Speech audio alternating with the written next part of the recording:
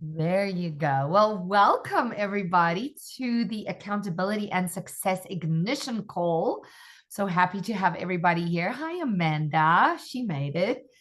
Um, and I'm excited to hear what everyone has been up to. I kind of have been feeling out of sorts a bit because I've felt a little disconnected being away so much.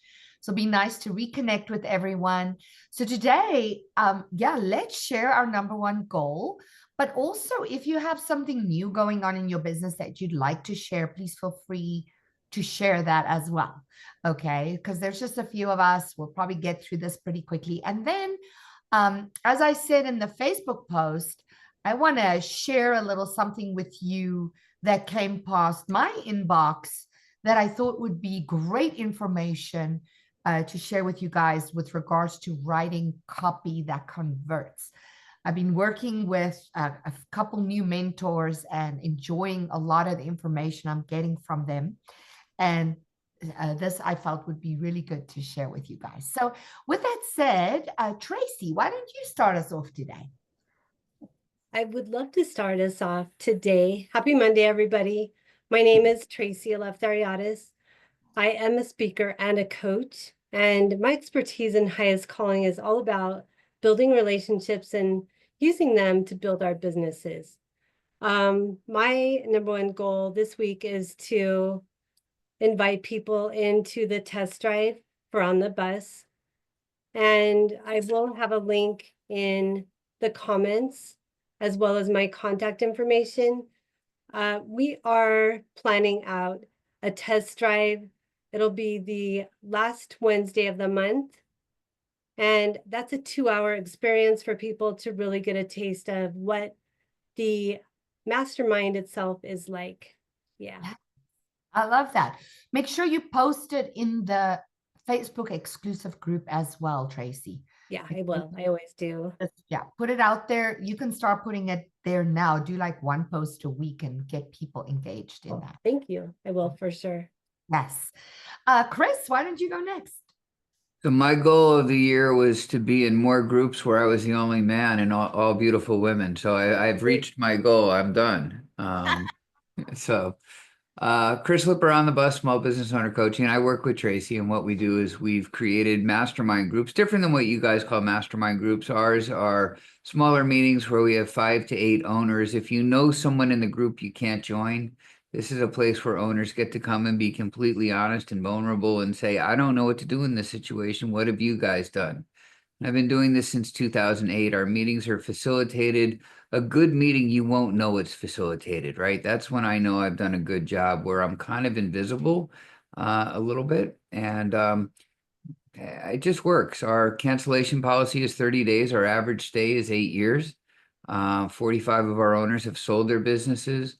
The most shiny thing about us, other than the test drive where people can come and kick the tires, no charge, and they get a one-to-one coaching. We even gave them a booth at the upcoming trade show. But that's the most shiny thing about me is our metaverse platform. And if it's okay, no, I can't share screens, or I would have shown you what the trade show floor looks like. But anyway. Maybe we can do that. Maybe we can plan on that for one of the future calls, Chris. I'd love for everyone to see that because it's Well, the show is next Thursday. Oh, it is already. Do you want? Well, I can quickly give you sharing capabilities. Sure. Would you guys be interested in seeing this? It's actually really cool. Hi, Mac. Welcome. Let me just see here. Multiple participants can share. There, Chris, you should be able to share now. Okay. I won't abuse the privilege, I promise. No, it's okay. You have a couple minutes. So here's our trade show floor, and this is live. This is what it looks like for next Thursday's show. There's one booth left here. I talked to someone today about it. But everybody is an avatar that has a screen similar to Zoom where you can see and interact with people, and you can trade LinkedIn accounts, and business gets done. This is our 25th show, and up top is where presentations are given, and our presentation schedule is getting pretty full. And they give those back in this room. And this is an aerial view of the floor. And you just have to imagine, 100, 200 people on this floor. And next show will be in June, and Vanessa and I are going to discuss when, and I'm hoping this side's going to be all Achieve people. Yeah, And we can take down that wall then. that So is fantastic. nice. That's really cool, you guys. And so, Chris is making this available to achievers if you want to exhibit. And the great thing is this showroom is open 24/7, right, Chris? Yep. So it's not just for the event. If you have a booth in this showroom, people can visit it anytime, right? Not just at the show. So thanks for sharing that, Chris. No, thank you for letting me. Yeah, of course. All right. And then and you know what, Chris, if we might have more people on next Monday, and if so, we can maybe just do a quick Sure. run of that again. Be great. You are on my calendar permanently. Okay, fantastic. All right, Amanda, what have you got to share today? Just trying to get caught up from the weekend, as are you, I'm sure. Okay. Yeah, I'm working on building up the speaking thing, because I'm going to be doing a speaker speak with Marty in April. So I'm working on that, as well as I made a really good connection at the She Talks event this weekend. We had a Zoom last night. We've got another one scheduled this afternoon, and we're going to actually put together a weekly thing that we're going to be sharing across a lot of networks. So we're pretty excited about, cross collateralizing our audience and getting our genius out there. So it's exciting stuff. Yes, we did. We met some really powerful women this weekend, and I'm so happy to hear that this is coming together for you, Amanda. Fantastic. Thanks for sharing. Katie. Hi, good afternoon, all. My number one goal this week is to get out 3 proposals and contracts. Okay. Wow. Do you know who those are all going to? Oh, yeah. Okay, good. Yep. Well, contracts, Yep. yeah, hopefully. Proposals. Wonderful. Okay, good luck with that. Thank you. And then Mr. Mack. Hey, y'all. Busy week like always, and that trying to finalize a couple new people showing up. Actually, one of them was a lead from Katie, a guy that is still in the Marine Corps. He's a captain at Camp Pendleton. He owns a coffee company. While he's been serving, he's been building his businesses. And then Prinavision took out a new thing. I actually put a link in there where it says ComComs. That's a video commercial that we did with Jason Miller. Wow. And it's all AI, but it is fun. And it's just another one of the products that we offer. Take a look at it. Is it the one with the bull? Yeah. Rob sent that to me. He's like, we should do something like that for Achieve as well. I'm like, that's way beyond my scope of practice, babe. You got to go to the source. Well, I have dinner with Rob next week, so I'll be twisting his arm a little bit. Yeah, because it's really cool. It's really cool. You guys check it out. Hey, Matt, Camp Pendleton's up the road from me if I can ever help. Well, I was stationed there, so it was fun. And, I was enlisted. So dealing with all these guys that are officers, it's really fun for me because I don't have to salute. And I enjoyed my conversation with him. I spoke to him last week. Yeah. He's a nice young man. Really And good. he wants to be governor of California, and he's conservative. Good. Why not? Yeah. All right. Well, fantastic. I'm so happy to have you all here today. And like I said, with this inconsistency of this call, people have been a little confused, as well as the first email that went out this morning said no call today. And I'm like, Noel, we forgot to change it back. So I'm so happy you guys are here, but I'll quickly share with you what I wanted to share with you here today. And this is all about the shifts you need to make to create content that gets people to take action, because ultimately that is what we want. We want them to take action, whether it be go to a link that we ask them, buy a product that we're putting out there, listen to a podcast that we put out there. So remember, all these things are calls to action, right? So number one thing here is, oh, I apologize for the notifications. I did not silence my notifications. There we go. So the first thing would be to move from entertaining to selling, right? So the biggest mistake people make in their content is optimizing for virality and views. So you'll hear people say, oh, I'm going viral and I got so many views and likes. That is not really what sells in the end, right? They obsess over hooks. They study trends and build strategy around the wrong thing, which is entertainment. It's great. You have to occasionally entertain. But you have to have a good ratio between the entertaining and the teaching and the content and the selling, right? So there's got to be a balance there. Because things go viral, they, by design, generally are more entertaining. So, but it doesn't matter if you have a gagillion or gazillion views and 0 customers. We all know that. But if you aren't creating with an understanding of why people buy and crafting your content to prime for purchase, you will grow a massive following, but you may not sell very much, right? And we all know this already. Instead, you want to be really specific about your content to your unique buyer. You should speak to people at the solution-aware stage and highlight why other solutions they've tried aren't working, right? So we want to show them the solution, but also show them why do some of these other solutions that you tried maybe not work. When you make this shift, this is when your views and your likes might go down, but your sales will increase. Okay, so that's number one. Number two would be going from telling to showing.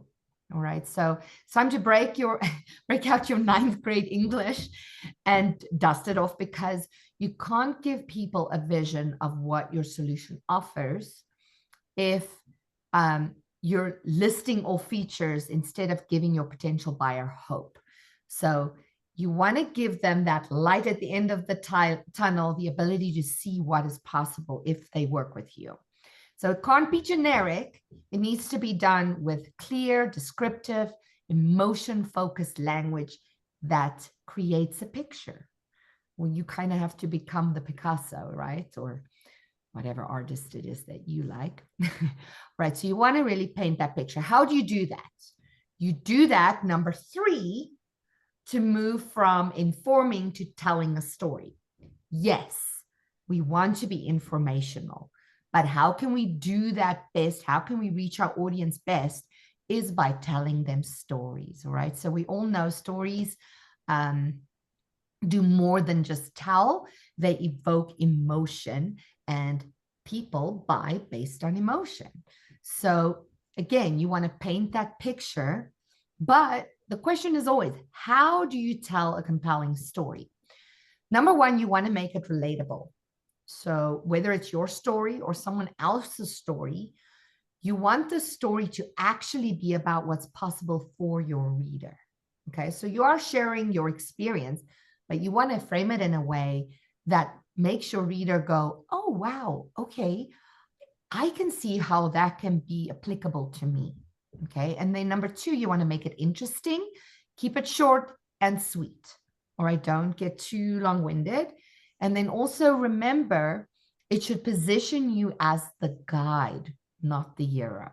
Okay, so you're not positioning yourself as the hero, you're positioning yourself as the guide, the person that they can lock arms with and walk the path on together with you, not as you dictating for them as the hero. Okay. Then number 4, you want to move from teaching to diagnosing.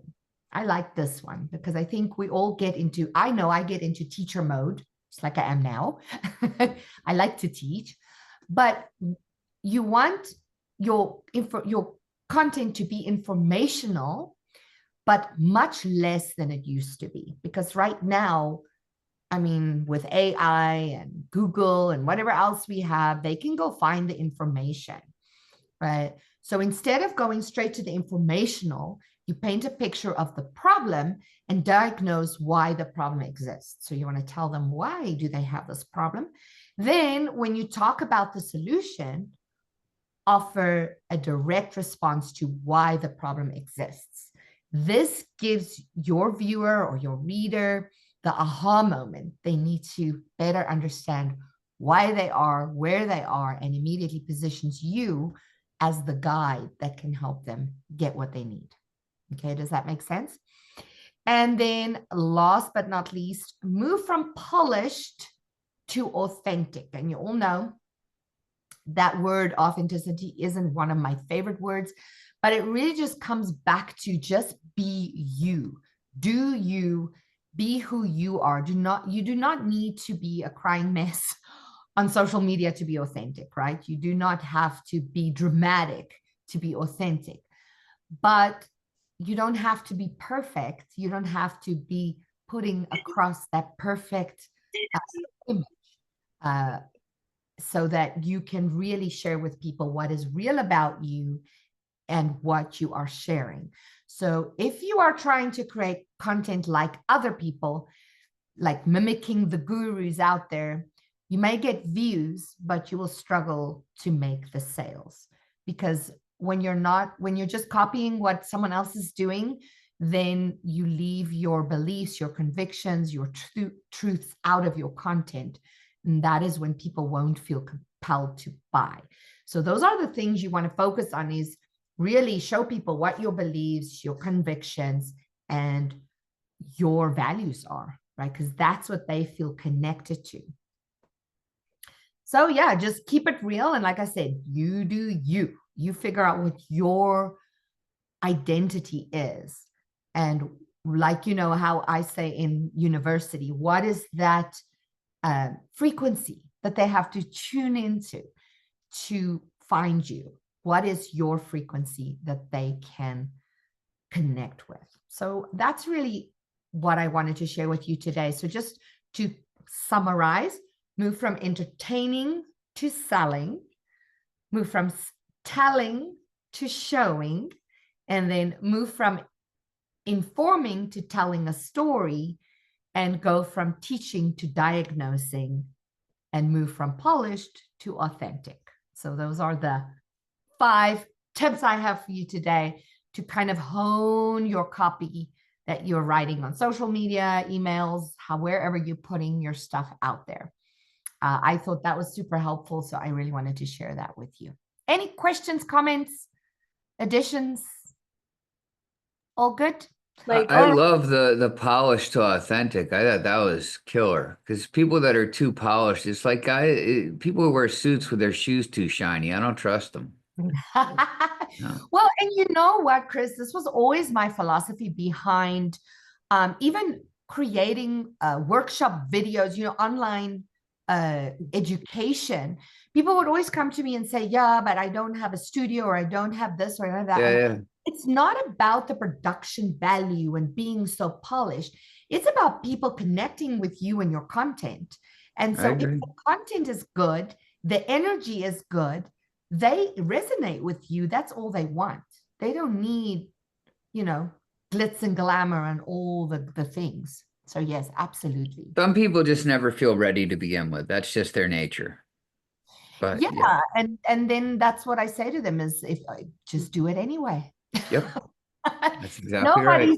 Nobody's ever ready. I mean, I think Amanda will remember from this weekend, but also before every conference, I said it again to Noelle this conference. And she's like, you say that before every conference. I never feel ready. I was walking there going, I am so not prepared for this. And I just do me, and I just show up and I wing it, and it all goes well always anyway. Don't tell us that. It's authentic. What's that? Yeah, no. And I mean, of course, I'm prepared to a certain degree, and I've looked over the schedule and I've done the things I have to do, yet I still never feel ready. You can prepare and prepare and prepare, Feeling ready is a whole different story. So yes, absolutely. I know, yeah. I have a whole chapter in this book about being ready versus willing. Ready is a powerful word. I like that. I like that, being willing. No, being ready. Oh, being Everyone's willing. Not Yeah. everyone's ready. Oh, no, true. No, you have to do your preparation. That's always a part of it. The preparation needs to be done, but feeling ready and being ready are two different things too. Yeah. It's all interesting. But anyway, thanks for sharing that, Chris. Anyone else? I You like already- the diagnosis part. I think that's a huge part of the customer journey, is getting them to diagnose themselves. And Yes. if we are asking the right questions or getting them to think about something a different way, they will come to that conclusion ultimately themselves and be like, oh, I never thought about that. I really do need this thing. I really do need to look at it this way. So I think that's a huge point that a lot of people miss.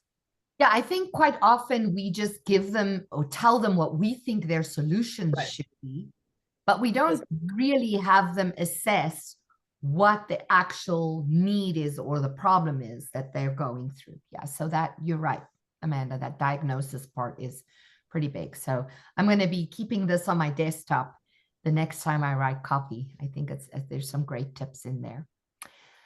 Well, thank you, ladies and gentlemen. I'm not going to keep you any longer. I think we've achieved what we wanted to achieve. You go about your week and be absolutely fabulous. You do you, and I'll see you back next Monday. Bye, everyone.